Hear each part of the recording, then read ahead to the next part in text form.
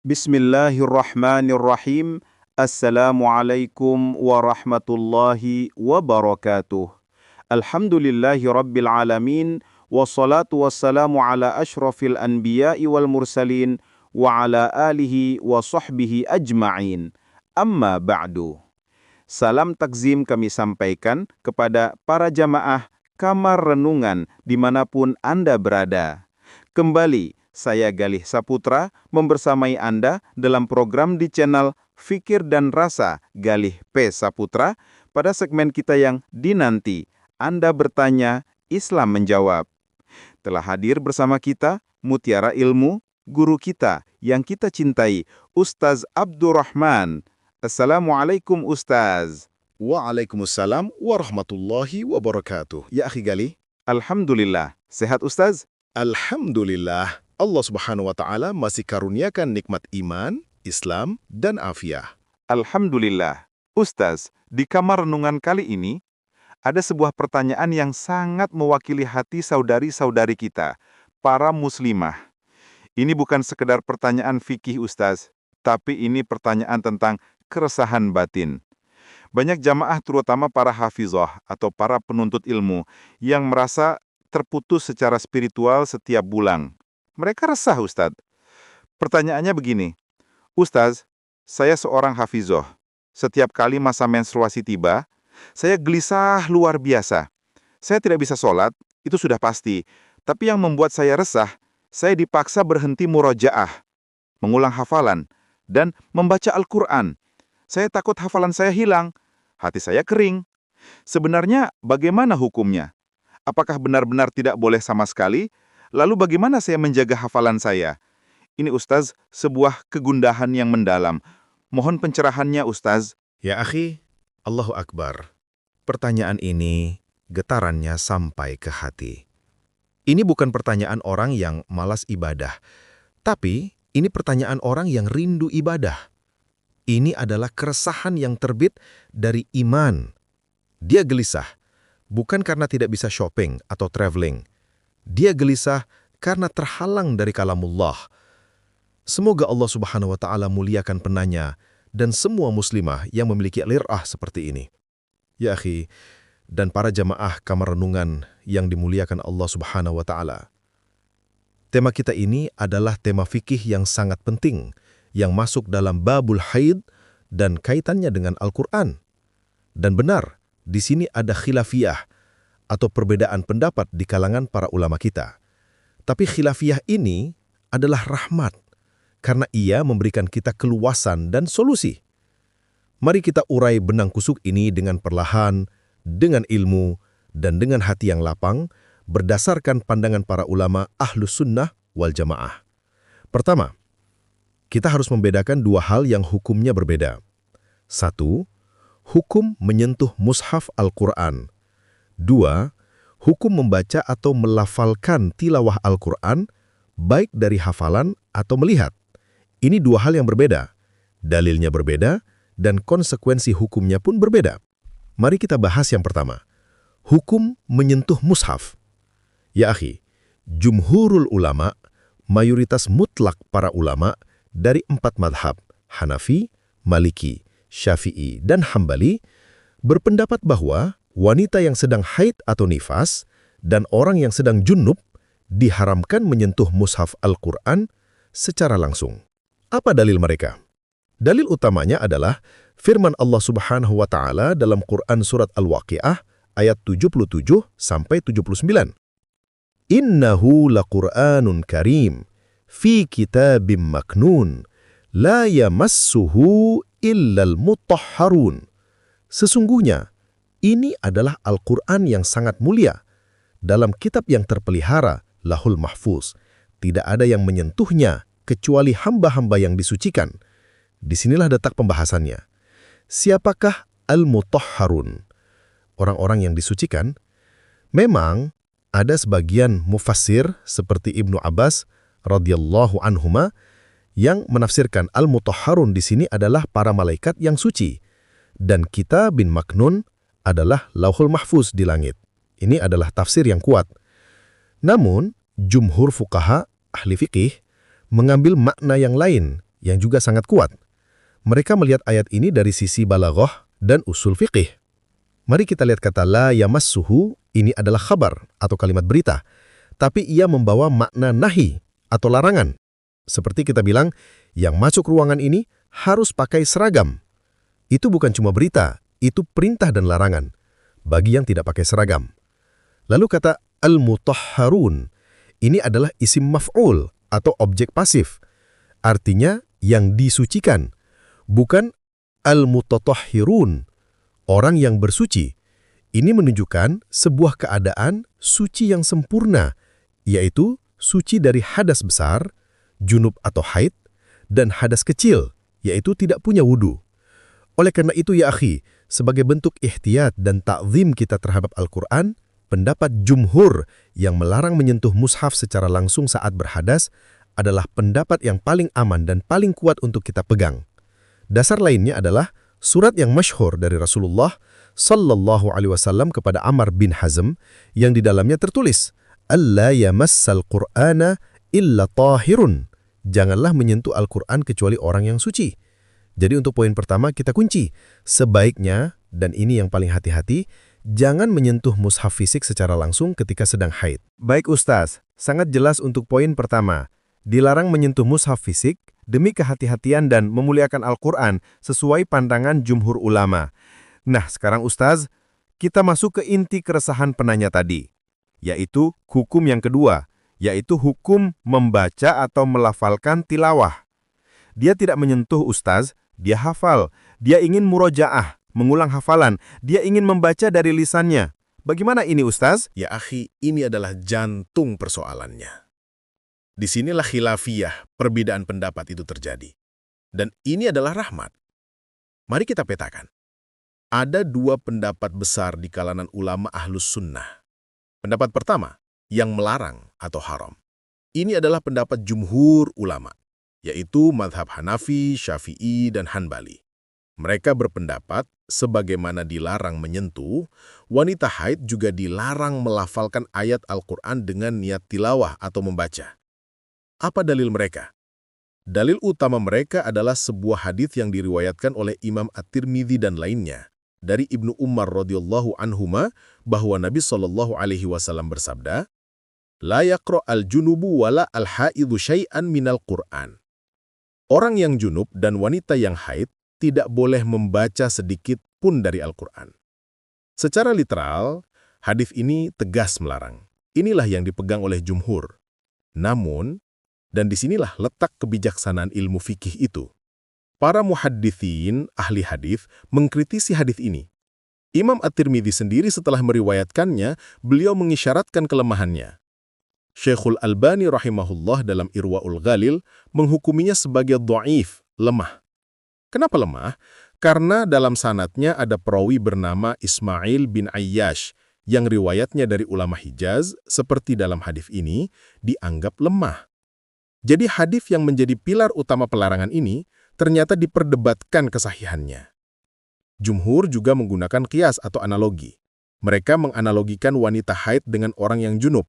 Orang junub setelah berhubungan suami istri atau mimpi basah dilarang membaca Quran sampai dia mandi wajib. Maka wanita haid juga dilarang. Pendapat kedua, yang membolehkan. Ini adalah madhab Maliki. Dan ini juga pendapat yang dirojihkan atau dikuatkan oleh para ulama besar muhakkik seperti Syekhul Islam Ibnu Taimiyah rahimahullah dalam Majmu' Fatawa, murid beliau Ibnul Qayyim, dan juga banyak ulama kontemporer.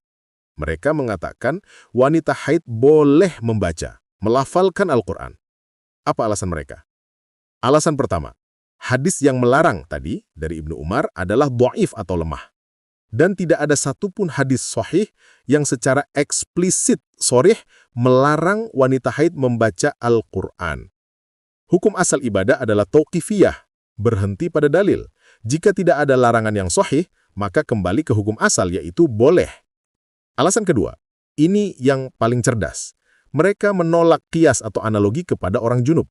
Imam Malik rahimahullah dan Ibnu Taimiyah rahimahullah menjelaskan ada farik beda mendasar antara junub dan haid. Orang yang junub ya akhi, dia bisa memilih kapan dia mau bersuci. Dia junub jam 2 pagi, dia bisa langsung mandi jam 2:05 pagi. Selesai. Status junubnya itu ada di tangannya. Dia bisa mengakhirinya. Sedangkan wanita haid, dia tidak punya pilihan. Allah Subhanahu wa Ta'ala yang mentakdirkan darah itu keluar. Dan itu berlangsung lama, 5 hari, 7 hari, bahkan 15 hari. Jika dia dilarang membaca Al-Quran selama itu, apa yang terjadi? Disinilah masyaqqah itu muncul. Bagaimana dengan hafizah, penghafal Al-Quran yang mau murajaah? Jika dia berhenti murajaah 7 hari, hafalannya bisa hilang.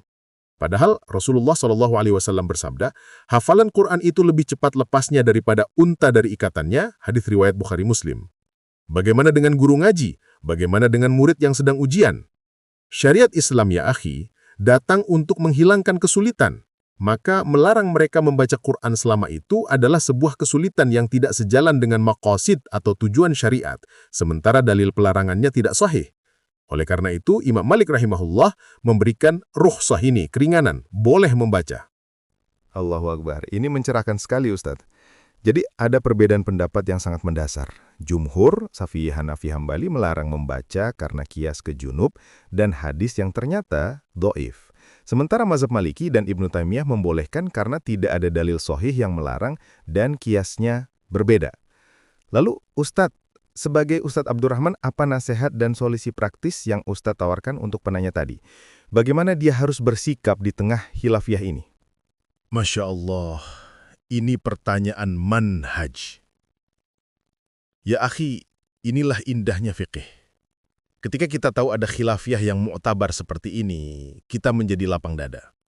Maka khulasah dan solusi praktisnya untuk saudariku para muslimah, terutama para hafizah dan penuntut ilmu, sikap pertama, memuliakan mushaf, ihtiyat. Untuk urusan menyentuh mushaf fisik, ambillah pendapat jumhur, jangan sentuh langsung. Ini adalah adab tertinggi kita. Ini bentuk ta'zim kita pada kalamullah. Dan keluar dari khilaf. Sikap kedua, mengambil rukhsah atau keringanan. Dalam membaca, melafalkan, dan murajaah dari hafalan, maka pendapat mazhab Maliki dan Syekhul Islam Ibnu Taimiyah rahimahullah adalah solusi yang sangat kuat dan penuh rahmat bagi Anda. Anda boleh jaiz membaca Al-Quran dari hafalan Anda untuk menjaga hafalan Anda. Anda boleh membaca wirid Anda. Keresahan Anda itu terjawab. Jangan takut hafalan Anda hilang. Murajaahlah. Sikap ketiga, solusi teknologi, jalan tengah terbaik. Sekarang, zaman modern memberikan kita solusi yang menggabungkan kehati-hatian jumhur, tidak menyentuh mushaf, dengan rukhsah Maliki, boleh membaca. Apa itu? Aplikasi Al-Quran di handphone atau tablet. Ya akhi, para ulama kontemporer seperti Syekh Ibnu Utsaimin rahimahullah dan lembaga-lembaga fatwa telah membahas ini. Mereka sepakat bahwa HP atau tablet yang ada aplikasi Quran di dalamnya hukumnya bukan mushaf. Kenapa? Karena mushaf itu adalah lembaran yang khusus ditulis untuk Al-Quran. Sedangkan HP adalah alat multifungsi. Ada Quran, ada WhatsApp, ada kalkulator. Ayat Quran di HP itu adalah data digital yang timbul dan tenggelam. Ia tidak permanen seperti tinta di atas kertas. Maka, HP tidak dihukumi sebagai mushaf. Apa artinya? Artinya wanita haid boleh memegang HP itu, boleh membuka aplikasi Quran itu, dan boleh membaca tilawah dari aplikasi itu. Ini adalah solusi emas, ya akhi. 1. Dia tidak menyentuh mushaf, mengamalkan pendapat jumhur. 2. Dia bisa membaca dan murajaah, mengambil solusi dari keresahannya. Ini jalan tengah yang paling aman dan paling praktis di zaman sekarang. Masya Allah. Jadi pakai aplikasi Quran di HP itu solusi terbaik ya Ustadz ya? Naam ya akhi. Itu solusi yang sangat dianjurkan. Lalu Ustadz, bagaimana dengan dua senario lagi? Pertama, bagaimana jika dia ingin tetap pakai mushaf fisik tapi pakai sarung tangan atau alat penunjuk atau stick untuk membalik halaman? Atau kedua, bagaimana dengan mushaf terjemah atau kitab tafsir? Pertanyaan bagus sekali. Ini fikrapan. Untuk yang pertama, membaca mushaf dengan hail, pelapis atau penghalang. Para ulama, termasuk dari kalangan Syafi'iyah, membolehkan. Karena yang dilarang adalah mubayyarah, menyentuh kulit dengan mushaf secara langsung. Jika dia pakai sarung tangan, atau membalik halaman dengan ujung jilbabnya, atau pakai pensil atau stick, maka boleh. larangan menyentuh sudah terhindar. Untuk yang kedua, mushaf terjemah atau kitab tafsir, seperti tafsir Ibnu Katsir dan sebagainya. Para ulama merinci, jika kitab itu lebih banyak tulisan tafsir atau terjemahnya daripada tulisan Al-Qur'annya, seperti kitab tafsir tebal, maka ia tidak dihukumi sebagai mushaf. Ia dihukumi sebagai kitab ilmu, maka boleh menyentuhnya saat haid. Namun, jika itu mushaf terjemah yang porsi Qur'annya masih dominan, seperti mushaf biasa yang ada terjemahan di sampingnya, maka hukumnya kembali seperti mushaf. Ihtiyat, hati-hati untuk tidak menyentuhnya. Jadi solusinya sangat banyak ya, akhi? Alhamdulillah. Luar biasa Ustadz. Jadi tidak ada lagi alasan untuk merasa terputus. Jalan keluarnya begitu banyak, mulai dari membaca hafalan, mazhab Maliki, membaca dari HP, solusi kontemporer, sampai membaca mushaf pakai pelapis. Ustadz, sebagai penutup kamar renungan kita, apa filosofi agung dan hikmah yang bisa kita petik dari semua aturan bersuci dan keringanan atau rukhsah dalam berinteraksi dengan Al-Quran ini? Ya akhi, renungan penutup kita malam ini adalah tentang hakikat dari haid dan Al-Quran. Hikmah pertama, syariat ini, larangan-larangan saat haid, sholat, puasa, menyentuh mushaf, bukanlah hukuman. Ia bukan untuk merendahkan wanita. Justru sebaliknya, ini adalah penghormatan. Ini adalah pemuliaan. Allah Subhanahu wa Ta'ala tahu wanita sedang dalam kondisi lemah, darah keluar, hormon tidak stabil. Maka Allah Subhanahu wa Ta'ala bebaskan dia dari kewajiban-kewajiban ritual yang berat. Wahai hambaku, istirahatlah. Aku tahu engkau sedang lelah. Aku gugurkan kewajiban sholatmu, tidak perlu kau qadha. Ini adalah cinta dari Allah Subhanahu wa Ta'ala. Larangan menyentuh mushaf adalah untuk menjaga kemuliaan mushaf itu sendiri, bukan karena wanita haid itu kotor dan hina. Hikmah kedua, keresahan adalah tanda iman. Kegelisahan saudariku penanya tadi itu mahal harganya. Itu tanda hidupnya sebuah hati. Hati yang terpaut pada kalamullah. Banyak orang di luar sana ya akhi yang suci, tidak haid, yang sehat, yang punya 10 mushaf di rumahnya, tapi tidak pernah resah jika satu hari saja tidak membacanya. Maka, haid itu menjadi muhasabah bagi kita semua. Bagi yang haid, ia belajar tentang kerinduan. Bagi kita yang tidak haid, kita belajar untuk malu. Dia yang dilarang saja rindu, kenapa kita yang diperintah justru lalai? Hikmah ketiga, Islam adalah agama solusi, bukan agama kekangan. Lihatlah betapa indahnya Allah Subhanahu wa Ta'ala mengatur. Saat satu pintu menyentuh mushaf, tertutup karena adab. Allah buka pintu-pintu lain, pintu hafalan, pintu aplikasi digital, pintu zikir, pintu istighfar, pintu mendengarkan murotal. Maka, saudariku yang sedang haid, jika engkau tidak bisa membaca Quran karena memegang pendapat jumhur, engkau masih bisa mendengarkan Quran dan pahalanya mengalir. Engkau masih bisa berzikir, Subhanallah, Alhamdulillah, Allahu Akbar. Engkau masih bisa bersalawat kepada Nabi Sallallahu Alaihi Wasallam. Engkau masih bisa menghadiri majelis ilmu. Ini juga pendapat terkuat, boleh. Engkau masih bisa bersedekah. Pintu-pintu surga tidak pernah tertutup bagimu hanya karena engkau sedang haid. Masya Allah. La haula wa la quwata illa billah. Sebuah kesimpulan yang melegakan dan menampar kita semua, Ustadz. Terima kasih banyak atas ilmunya. Semoga ini menjawab keresahan penanya dan seluruh muslimah di luar sana. Amin. Semoga bermanfaat. Mari kita tutup dengan doa. Bismillahirrahmanirrahim. Alhamdulillahi rabbil alamin. Allahumma salli ala sayyidina Muhammad wa ala ali sayyidina Muhammad. Allahumma rzuqna tilawatal Qur'ani ana al-laili wa atrafan nahar. Ya Allah, karuniakan kami rezeki untuk bisa membaca Al-Quran di penghujung malam dan di sepanjang siang. Allahumma faqihna fid din wa alimna ta'wil. Ya Allah, pahamkan kami akan agama ini dan ajarkan kami hikmah di baliknya. Ya Allah, jadikan Al-Quran sebagai penyejuk hati kami, cahaya di mata kami, dan obat bagi kegelisahan kami. Jangan pernah engkau putuskan hubungan hati kami dengan kalam-Mu dalam keadaan apapun kami berada. Rabbana atina fid dunya hasanah, wa fil akhirati hasanah, wa qina adzaban nar. Walhamdulillahi rabbil alamin. Wallahul muwafiq ila aqwamit tariq. Wassalamualaikum warahmatullahi wabarakatuh. Waalaikumsalam warahmatullahi wabarakatuh.